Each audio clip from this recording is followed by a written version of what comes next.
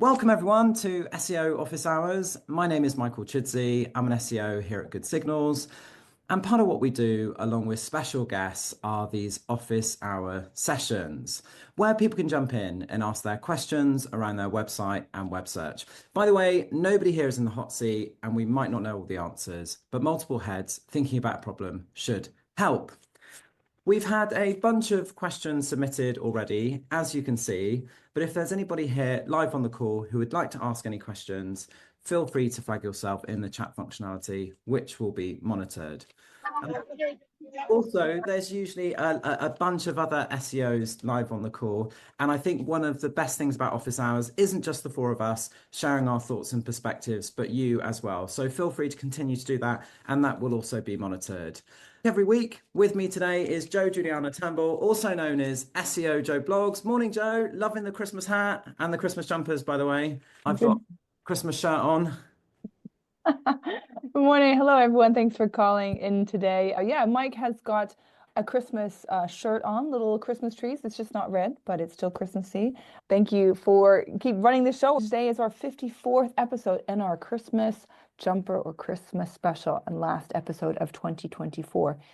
As Mike said, my name is Juliana Turnbull, and I'm a digital marketing consultant at Turn Global. It's a marketing company here in Barcelona, and we specialize in fintech, finance, and SaaS, helping them grow traffic and grow visibility.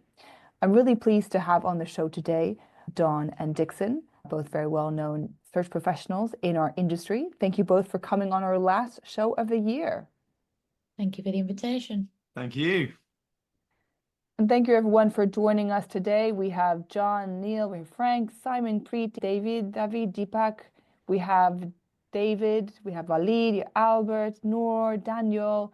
We also have Neil, Benjamin, Boran, Deborah, Albert, Olowatobilova, Emily as well, Tosin, we have Jordan, we have Ikra, we have Isaac, Christina, Larni.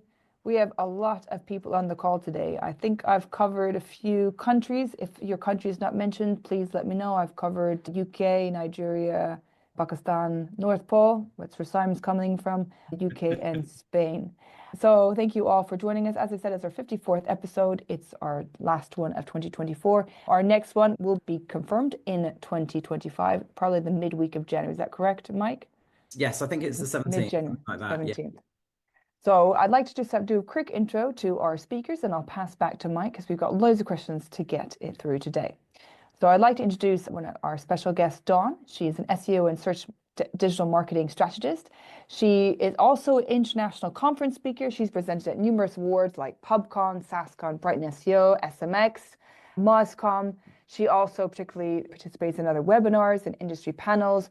Plus, she's also doing a master's in computer science and data science degree at Wolverhampton.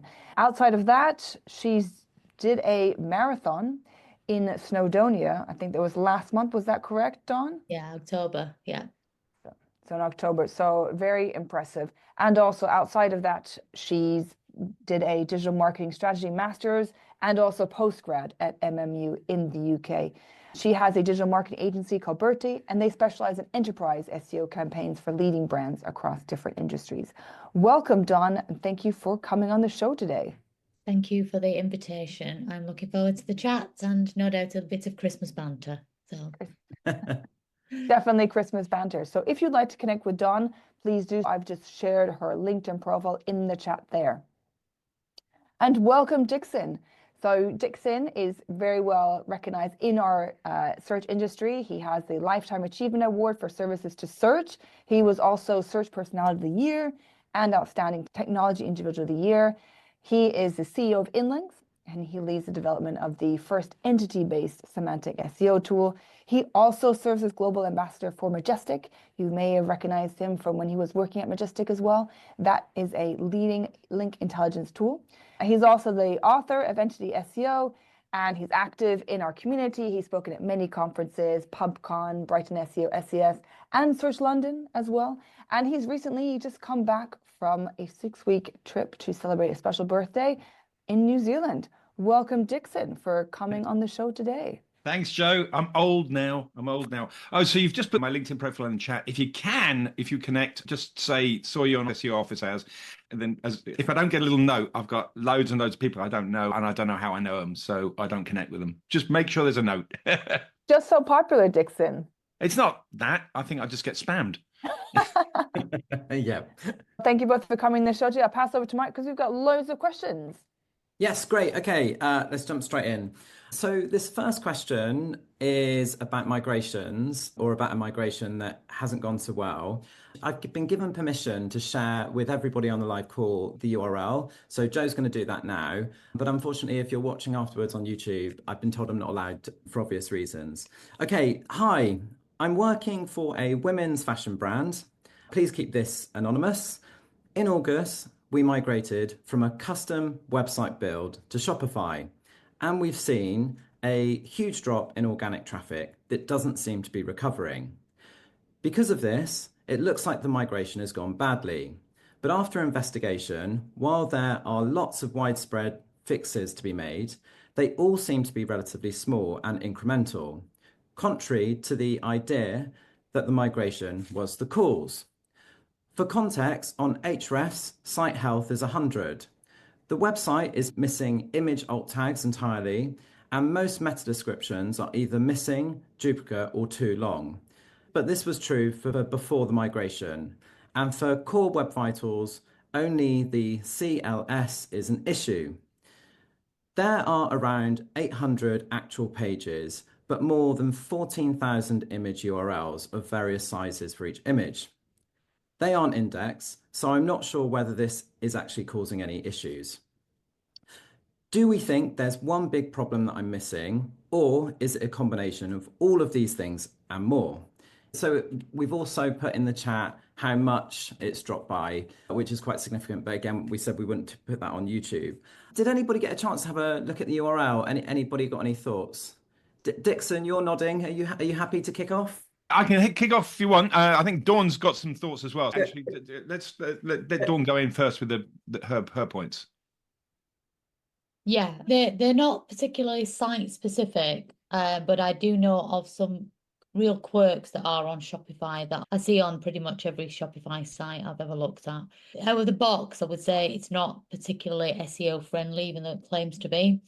And a lot of them are around canonicalization and conflicts between the internal linking, often in areas like related products, particularly if you actually use some of the related products plugins.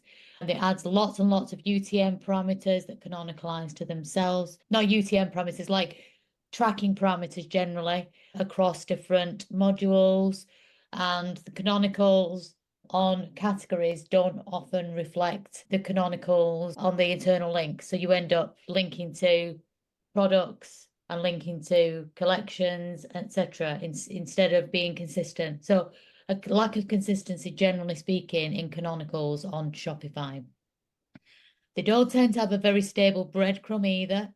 This is, again, a Shopify problem generally. It moves along depending on which part of the site you're in and so forth, so you can get a lot of inconsistencies.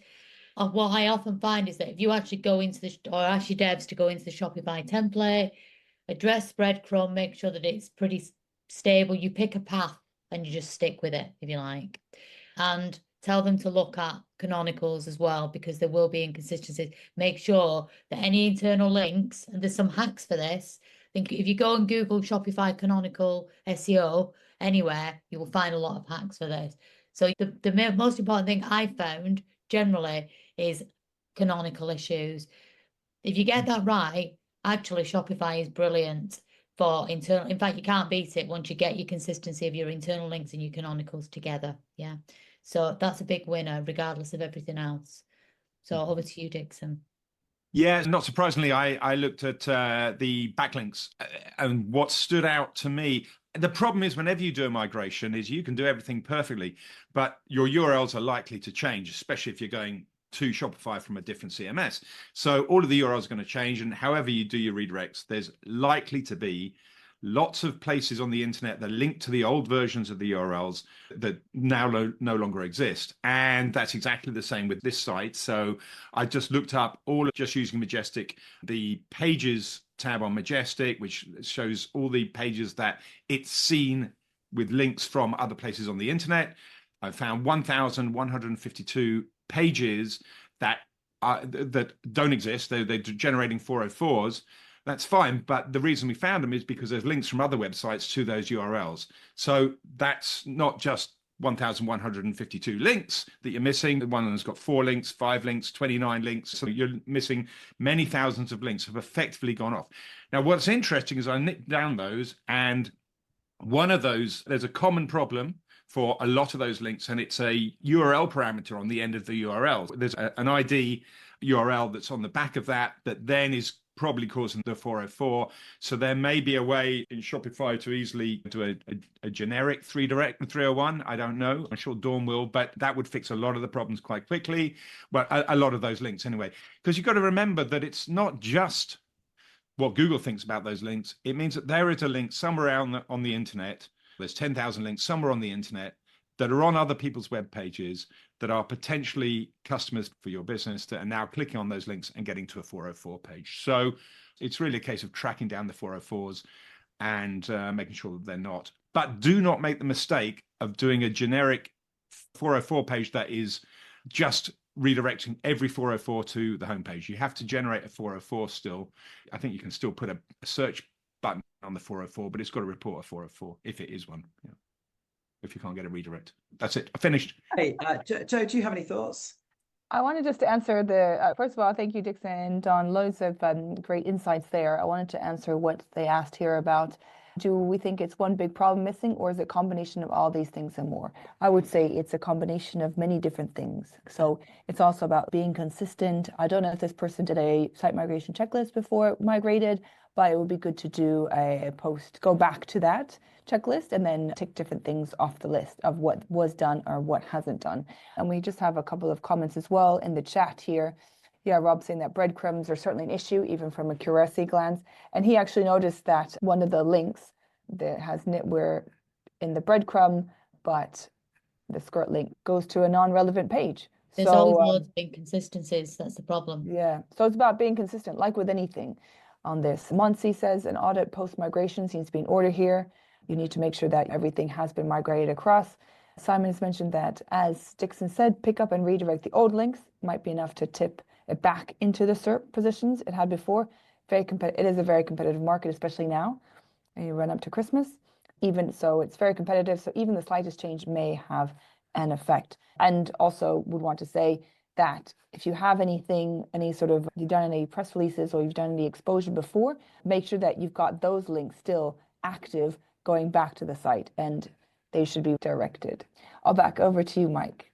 Great. I had a quick look at the site as well, and I think Dixon was saying, or Dawn was saying, when you move to Shopify, unless you change the URL structure, you basically end up changing all of your URLs. So all of the pages then have the subfolder pages, all of the categories have collections, all of the products have a product subfolder in them all of a sudden. So effectively, when you did this migration, you've created, apart from the homepage, I think more or less every URL is now new. And obviously you've put redirects in place. I had a look at the top pages before your migration, and I just put those into Screaming Frog and crawled them. And you've got like a mixture of, like I said, there are a handful of URLs that were the same. There are quite a few 404s where those redirects are just pointing to dead ends. And then you've got obviously lots of redirects as well. And then I ran another crawl on those redirects and where they go. And there's just tons of them that just go to 404s. So I think one of the things I would focus on would be particularly those pages that used to get traffic. I would look at where do they go and do they go to the right place? Also was looking at links as well, and it's like a subdomain that's been hacked or something like that, which I can put it in the chat, but that's basically your most linked to page on your website, which doesn't look great. I'm not quite sure what they're selling, something to do with football gambling. But there's a few of those things that I've noticed where there are subdomains that you might want to look at and sort out. There's a UAT subdomain. Michael, if those subdomains are hacked domains, I wouldn't Obviously they do want to end up with a 404 or a I something. I would just Yeah. I would just DNS them, just kill them, totally torch them, not Yeah. even 404 them, just make them return Yeah. like a massive DNS. Yeah. You don't want anything. Confuse whatever, Yeah, because they're not there for the right reason. I basically would kill it. Kill it with fire. Rid of it. Yeah. Yeah. But it's just something that's there, and it looks like in the last month it's had a ton of referring to brands pointing at it, which just isn't the greatest signal. I don't think that that's the issue, but it's just something that I noticed when I was looking at it. There's a subdomain that is literally a copy of their website on UAT. That's user agent testing, isn't it? Yeah, and so I think, and that's got a ton of their content on there, and there isn't any kind of canonical, or there isn't any, if it's for a different country, there's no like international SEO You kind need of. to put that behind a login. I think that they basically got that as well, which I found by just looking through the Google search results. I think one of the other things is before the migration, it looks like they had loads of pages for things like, so they've got a whole women's dress category, but they used to have pages for things like colors, so green women's dresses and black women's dresses and so on. And they don't have any of those anymore because they just have the sort of filters, and they redirect to just I think it's the women's dress page, which I don't think is a bad thing because there are those colors on there. But there are lots of other pages like that were a bit more specific that just don't exist anymore, and they just redirect them to a really general page. And those pages used to get traffic. So I'd probably have a look at that as well. Joe, have we got anything in the chat? Yes, of course. We've got lots of little jokes as well here. Kill it with love, Nafish is talking about. Not very Christmassy, John replies. Yeah, you said kill it with fire. Yeah. Simon said that the Screaming Frog links report, it shows where the redirects end up, but it's not obvious sometimes. So Screaming Frog is really good for showing that. Yeah, no, but the problem there is that if you use Screaming Frog, you're crawling your website. The problem is that the links are coming from other websites, so you would have to crawl the internet to get it. So you can't use Screaming Frog for that job. You really need to use Ahrefs or Majestic, or Google Search Console probably will also report some 404s as well. So actually on that, I would make sure that they add a property for that site. I would make sure they add a property for that UAT that's getting hacked, that's getting spammed, yeah. So they can see what's going on in there, and then I think John has said get a site removal in place for that. So we've also got from Neil talking about, he was looking at Ahrefs, and he said that showing a lot of lost links from a staging URL. So an audit of the migrating process would be good. So an audit of migrating process and what was pointing where and at what point would be a good call. So need to have, that's why it's also very good to have crawled your site before you've actually done your site migration. Just looking at a few other comments in the chat, look at the URL structure as well. Yeah, I think if you can sort out some of those issues that we've addressed, that it's all about also about being consistency, resolve those issues, you should see an increase back in your traffic. There's a lot to do really for this one, but put a plan together. Don't feel overwhelmed. Put a plan together with a lot of the suggestions that we put together today, and give yourself a deadline for each element. Yeah, I think prioritize them, because the ones that they mentioned earlier on, things like Core Web Vitals, etc., I would say that they're not high priority compared with some of this other stuff. I think they need to get a list, as you said, Joe, and just make sure that they use some sort of maybe traffic light system, prioritize things that are critical versus things that are just nice to haves, like optimizing their images, etc. I know they mentioned some of the small things. I wouldn't worry about the Core Web Vitals unless Exactly. Google Search Console tells they're you nice to haves, really. You know, prioritize for the most important pages, the money making pages. I hope the person that submitted this is not too overwhelmed with all the information, but just put a plan together and put yourself some deadlines as to when you can implement this. And lots of good ideas for them to implement now. That's the good thing. So something positive, because it's Christmas. Yes, yeah, good luck. The worst time for migration to go wrong, but hopefully you can work through those things and that will help out. One of the things I did also notice when I was looking is some of the URLs that used to rank were image URLs, and they've lost lots of those as well, just as a separate point. It looked like they used to get lots of traffic from there. Okay, next question. I'm sorry, I got so into that question that I've not got the next one in front of me. Okay. Mike. Sorry about that. Okay, so we're going to go back to a question that was asked last week, and we actually have the URLs now. You can actually look at them in a bit more detail. So we are currently ranking #1 for solar panels for data centers. That's the keyword, and Joe will share the question in pages in the chat. So we're currently ranking #1 for that keyword on a blog post. My manager wants to create a better looking page with similar content. The content is a bit different, and we will internally link to the blog post, but the main keyword is the same for both. I'm guessing this will create duplicate content. So what should I do? They've got the new version of the page, which Joe will also share. And they basically want some ideas about how to make sure it's not duplicate content. Yes, great. Joe's put them in the chat. Can I jump in and answer this one? Yeah, go for it. Yes, Yeah. please, Dawn. What I would say is that obviously it's very niche. Solar panels for data centers is quite long tail, but I can imagine that it's high value, so it's worth it to them. I would say no, it's not duplicate content if they do a different page meeting the same intent, but it is intent sharing. So there is likely, from a search volume perspective, not enough in my mind to have 2 pages meeting exactly the same intent. But what they could do is, instead of just having 2 pages battling with each other, they could create a hub around solar panels for data centers, which they explore all the different types of needs. And instead of putting everything in one page, they could, as long as there is enough demand for this, they could fragment it a little bit, expand on the different aspects, why solar panels are needed for data center, etc. Just separate the intents very clearly and cluster around a hub that is literally about solar panels for data centers. So there's that approach. I wouldn't simply make another page that just battles, because what they'll find is that neither of the pages will perform particularly well. They're performing very well at the minute, so I think that they would damage themselves because they would be sharing relevance for the same search demand. Whereas if they expand it, create a kind of content fragmentation, become hyper-focused on both all these different aspects and build a cluster around this whole, say, solar panels for data centers, I think that would work quite well and make sure it's highly linked to from navigational areas. So I think that would work. Yeah. So I think Dawn makes the really good point that it's the intent of the user that's important. And is it the same user that you're asking to read both bits of content? Because if it is, then you are cannibalizing. If the reason for having the 2 pages is different, then it's good, but you're talking to a different person. It might be that you're looking at the same word in a particular instance, but the user is maybe coming from a different place. So if you're buying a house, it may be different if you're a letting agent than if you're a retail, also a person buying a house for their family, for example. They're different people and they're buying it for different reasons. So then there might be a reason to have different content. If you're trying to sell to the same person, then I think you should only have 1 page. And there's just no point in having it twice.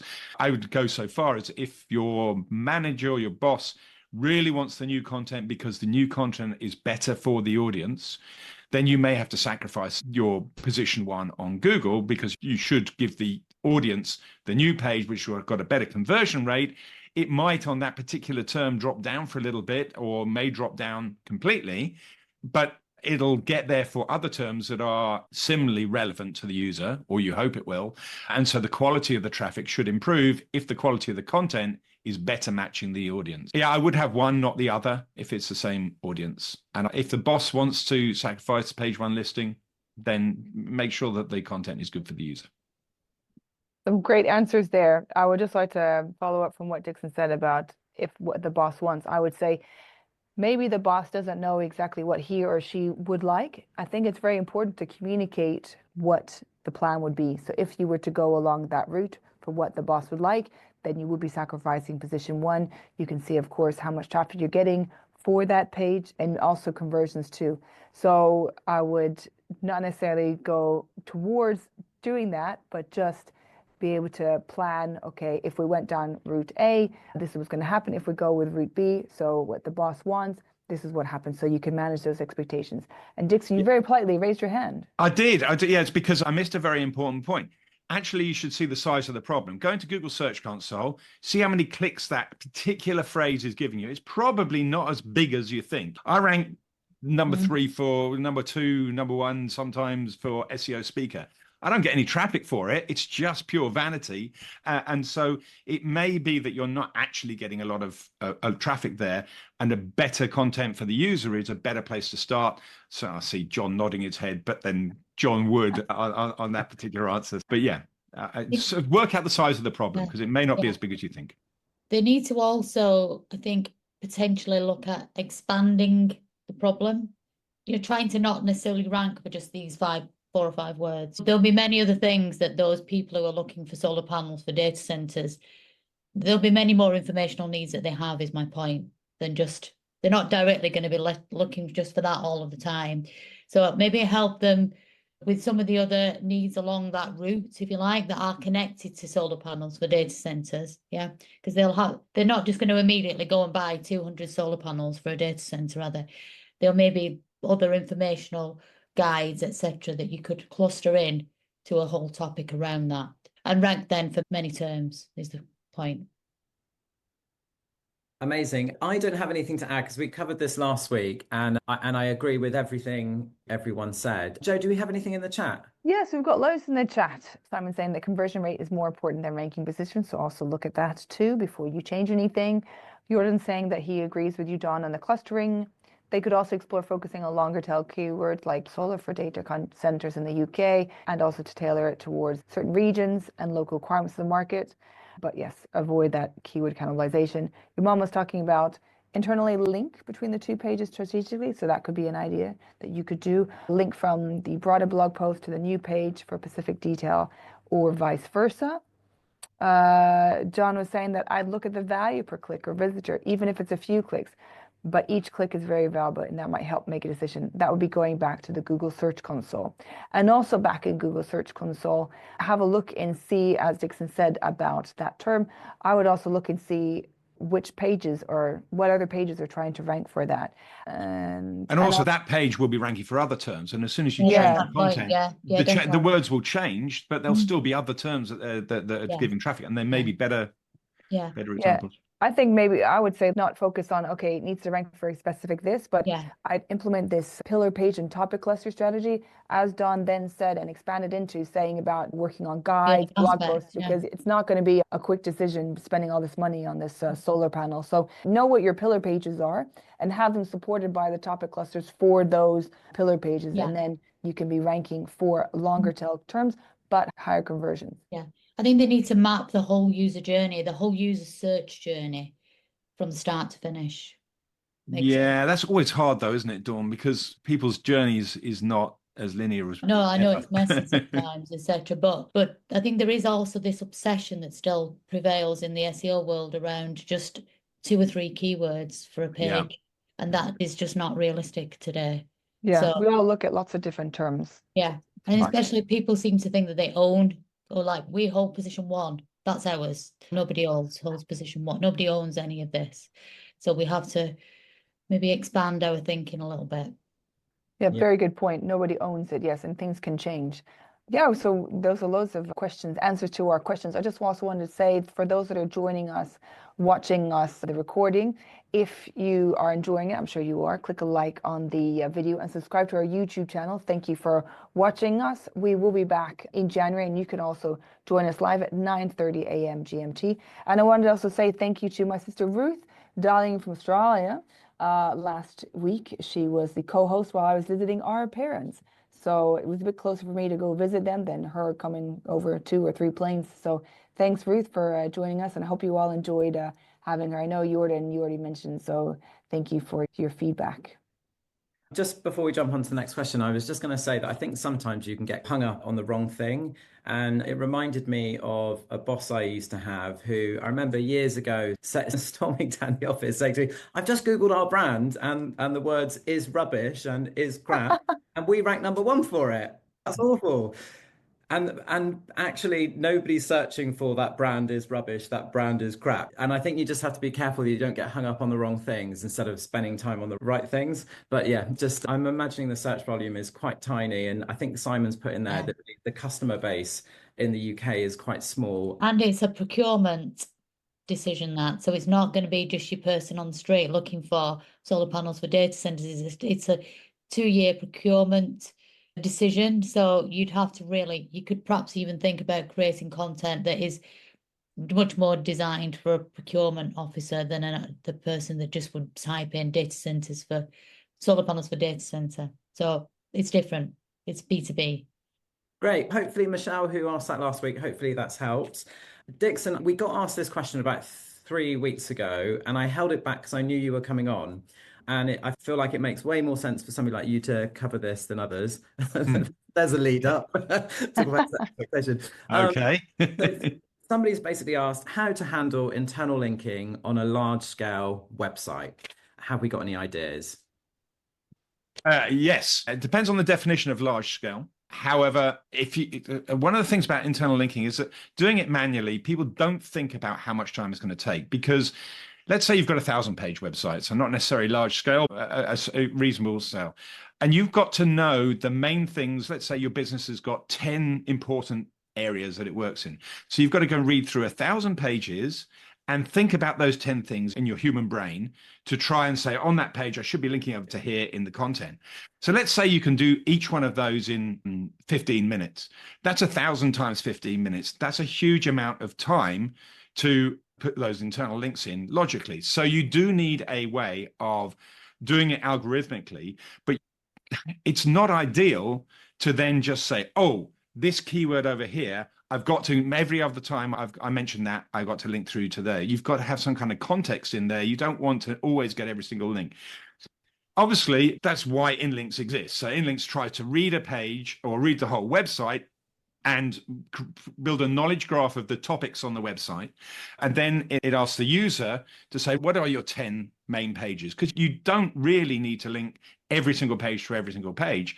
But also you do want to get those links in content. So what it does then is it goes and finds all those links algorithmically for you, finds relevant anchor text, and tries to link through to the target pages that have been put in by the human. So that does it. There are other tools that do it as well. Most of them do it with exact match anchor text. And that's, I think, a bit of a problem, and because it's dry and the context is not always as good as it could be, and it doesn't get variations around a theme very well. The other thing I would say is, although you may have 100,000 pages, 95,000 of those are product pages, which are the very end point of the user journey, that they're just about to go and buy. You don't need links on those to suddenly stop that person from linking, to suddenly change their mind from buying and stuff. They've got to the end of the journey. You just want to go to the checkout at that point. So usually you do not need to put links on 95% of a very large website. You want to put the links on the rich content, on the blog content, the stuff that's telling stories, because humans take in information in stories. So they don't really care about a dry page about solar panels. What they care about is a rich page about how their solar panel journey reduced the costs in their data center. So now we're talking about electricity costs. We're talking about a bunch of other things, not in a linear order. So that's where the linking helps, because it takes the context to the bit that the user is interested in. So algorithmically is the answer, and ignore the product pages. Dawn, you got things to add? Muted. I would say, obviously, I'm all for taking scaled approaches where possible and where it is not spam. But I would say that from in navigational areas, I'm a big fan of relatedness. So obviously making sure that you're connecting together very related things. But I would say that most of that can be done with navigational areas. If you like this, you may also be interested in this, and so on and so forth. Contextual internal links in the body of content, I would say I'm quite a fan of trying to do that manually, especially if the vast majority of all the other internal links around in the programmatic area, in the navigational areas like sidebars, below the content, like modular internal linking, if you like, that's done. Add in one section, it adds it everywhere type thing. So blocks of internal links. The problem with the menu area is that the context gets lost, and also sometimes it's out of context. So you've got a menu to something that's contextually very different. That's the whole point of the menu system. Yeah, of course. People jump. And the manual stuff, the manual links in the body text, as I say, 15 minutes a page times 1,000 pages. But how many do you need? My point is, I don't think you need absolutely tons. I think, say, for instance, you take really most people are only interested in things that are either highly related or add value.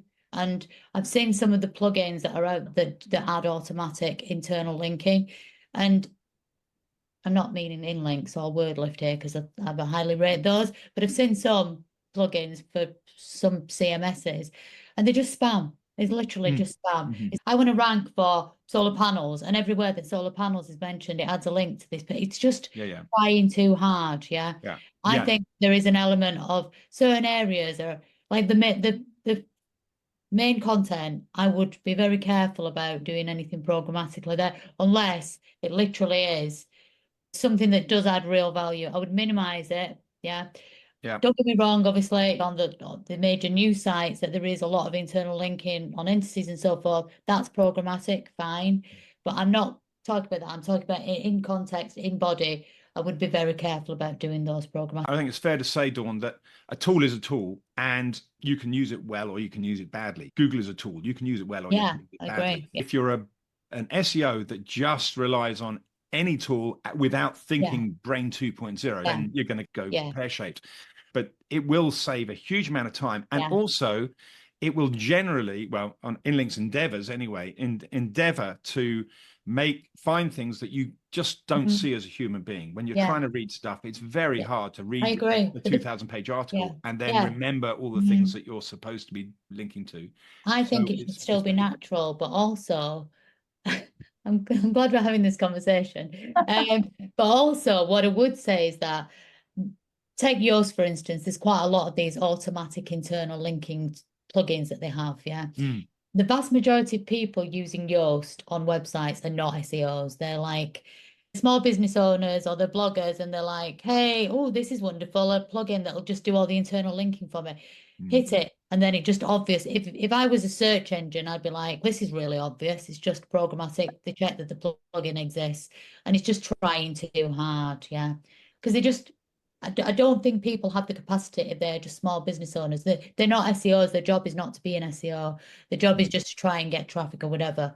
So yes, we can have all the tools. And as SEOs, yes, we have to be objective. But I don't think people that may be presented with automatic internal linking tool that they can just press a button, I don't think they're necessarily going to become objective SEOs. That's my point, really. So I'd just be a bit more careful. Not with the likes of WordLift or you or InLinks, because I think those are different. And I'm sure that you would guide people anyway. We do try and look at people's projects and say if they've done something really stupid. A good example is you've got a blog page. You say, this is about blogs, and it's not, it's about bicycles. So that they don't think in terms of entities. A lot of people try and say, I want to rank for solar panels for data centers. Sorry for bringing up the same one. So therefore I need an entity that is solar panel for data centers. No, it's a solar panel and it's a data center. These are two different concepts. So, But we consider that internal links can also be the tags that you get on WordPress. That's an internal link of sorts and at scale. I've had people that literally had a tag with the word the is the most used word in the English language. That created thousands and thousands of internal links on the word the. So all I'm saying is just be careful. That's what I would say. Well, famously for years, Adobe's PDF reader was ranking for click here. Exactly. Oh, I just want to say you both have given us some great points. I also wanted to highlight this point that you mentioned before, Dawn, and we've talked about as well. So how to handle internal linking on large scale websites. I think we need to go back to what is our pillar pages and what is our topic clusters, and that would really help. And that goes back to what Dixon said about doing the interlinking within the blog, what Dawn said about interlinking within the content. And I've used InLinks and I really like the platform, how it works. There's a lot of people, there's very quick responses. So if you do have any questions, you'll be quickly answered, so they can really help you for doing that. But it's all about using a tool that you decide, but also writing and seeing what makes sense to put the internal links, not just using any old thing and then they'll just submit the internal links. I also wanted to say we've got lots of comments in here, but I don't know, Mike, if you want to say something before I go to the comments. No, just go for the comments. I think we've covered. Simon says, I like to add it as part of the regular content update. So he likes to add the internal linking. So this is a good idea. So if you're writing this new post or a press release, spend a few minutes as well thinking about those internal links as part of that. You may, of course, look back at a few other posts as well, but completely different, of course, that then reviewing the whole site. So this goes back to putting a plan together, not doing everything all at once, and going back to your pillar pages and topic clusters. Isaac's talking about mapping it, putting it in a spreadsheet around that, and then putting the terms that you want to rank for. Spreadsheet option has a problem because a page can be a pillar page for one concept and is also a supporting page for another concept. So putting them in a pillar page in a spreadsheet has a bit of an issue because people seem to think this is a pillar page. I don't want to link out of the pillar page. I think that's a mistake because a human, I'm trying to do the human thing rather than the Google thing. A human thinks about different things at different places and different times. And I think that you shouldn't only have links from page A to page B because page B could link to page C and D and back to you want the pillar page, for my mind, the pillar page should be the strongly connected component, the centroid. So is that the heart of the cluster? Yeah. Yes. Yeah. Well, But it could also be referring to another cluster at the same time. Just come to clarify this one, it's like you do a matrix in the spreadsheet and you have the clusters in the columns, and you can stage the journey on different rows. So just find a way to connect the content all together. Sorry.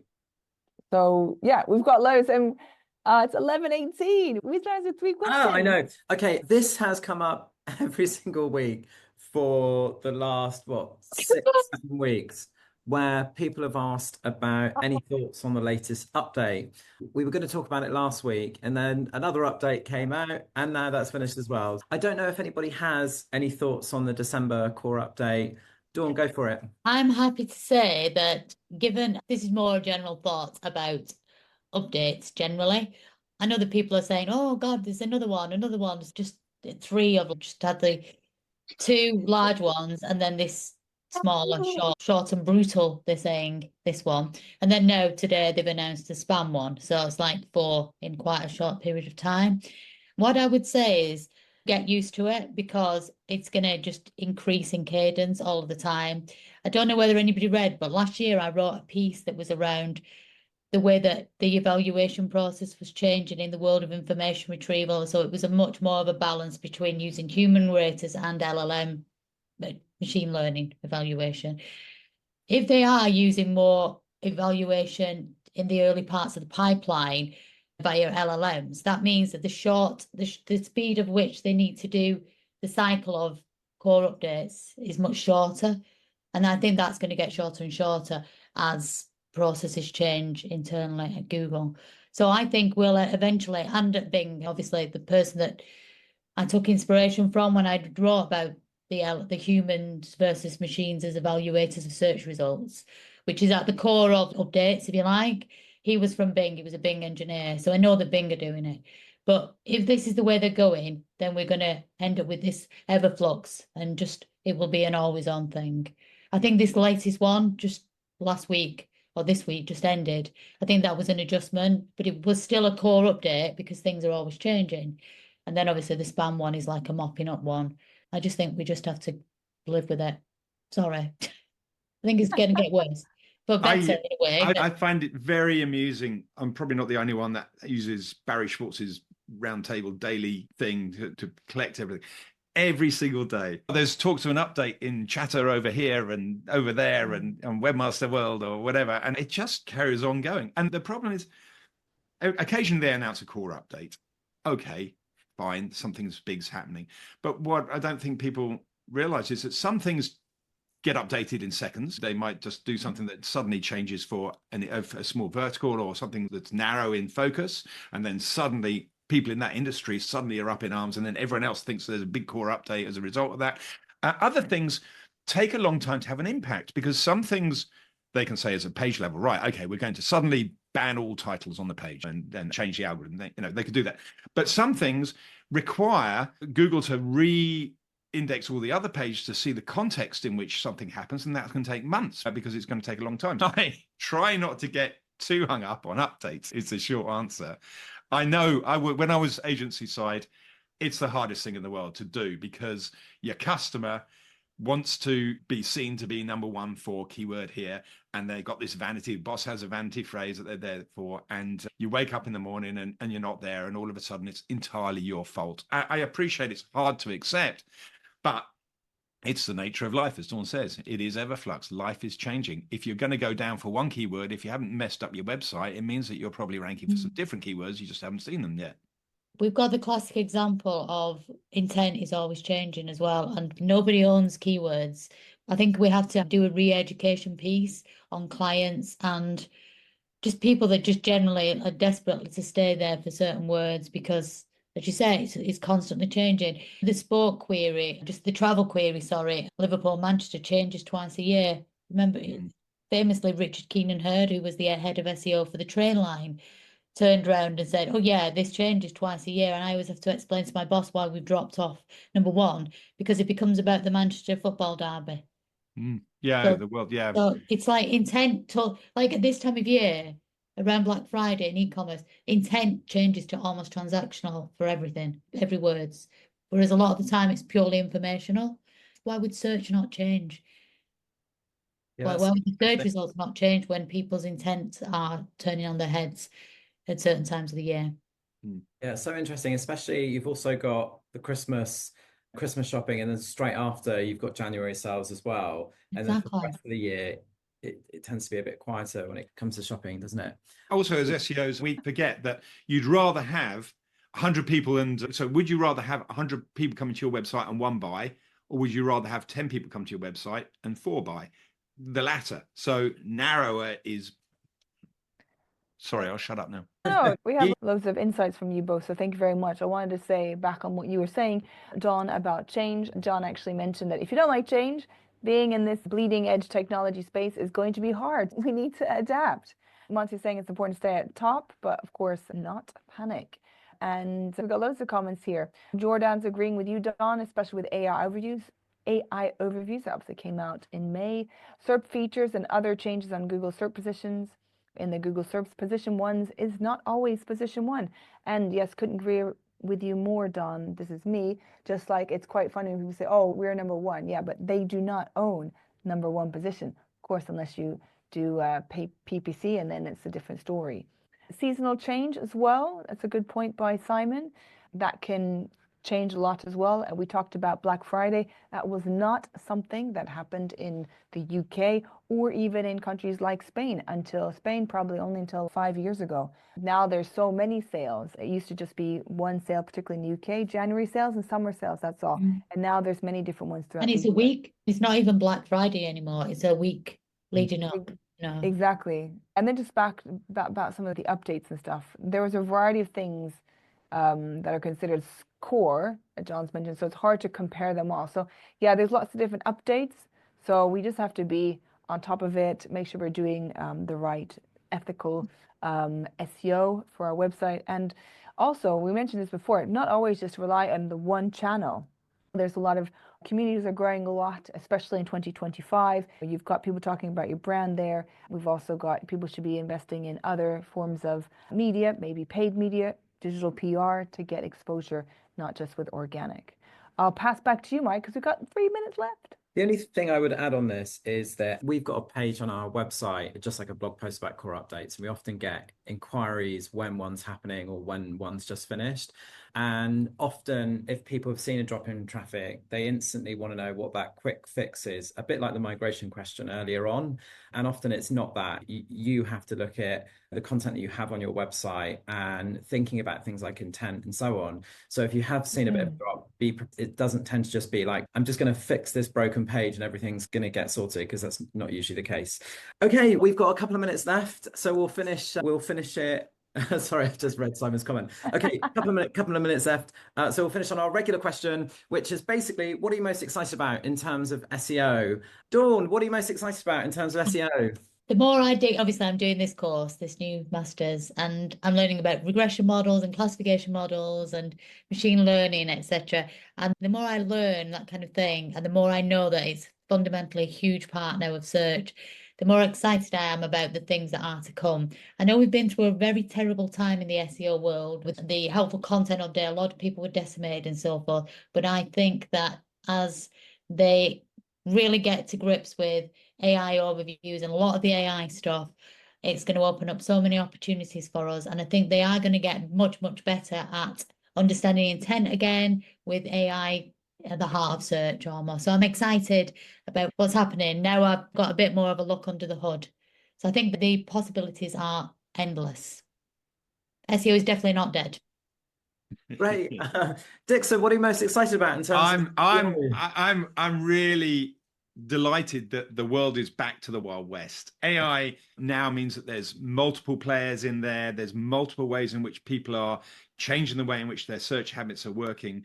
For a good decade, everybody was just interested in being number one on Google. Now everybody's looking through different methodologies. They're searching on their app, their mobile phones. They're asking questions in Copilot, and there's a whole new world of diversity and new ideas and new approach. And it hasn't, and for the SEO industry, we haven't even begun to scratch the surface yet, because we don't yet have the tools really to do a lot of the jobs. We can write content now a lot faster than we could before. Finding out why an LLM is going to say that you're a better choice for this question than another one, that's a whole game that's going to be different between different LLMs. So that's exciting. Great. Joe, do I need to ask? I always say the same thing, events, because I love events, but I'm very excited to see what's going to happen in 2025 with regards to community. I'm very thankful and appreciative of people that have been joining us consistently through the year and last year too. It's our 54th episode, and very thankful. We've had 2 co-hosts as well, Natalia and Ruth, and I'm looking forward to having a bit of a break and for seeing everyone back here January 17th. Thank you all to our special guests that we've had throughout the year. We've had a variety of special guests. And yeah, I look forward to what 2025 has in store for communities and also for SEO. We may have a special co-host on January 17th, but that is to be confirmed. Ooh. I completely echo what Joe said. Thank you so much to everybody for your support this year. Thank you to those who have watched live each week. Thank you to those who watch afterwards on YouTube. Thank you to Dawn and Dixon. You usually can't shut me up, but this week I just wanted to listen. You're both really fascinating. Joe, thank you so much for co-hosting. And thank you to those who submitted the questions. I hope they've helped. As Joe said, we'll be back after the holidays. So I hope everybody has a lovely break, and see you in a few weeks' time. Thank you, everyone. Thank you, Dixon and Dawn. Thank you, Mike. Bye. Thanks for coming, everyone.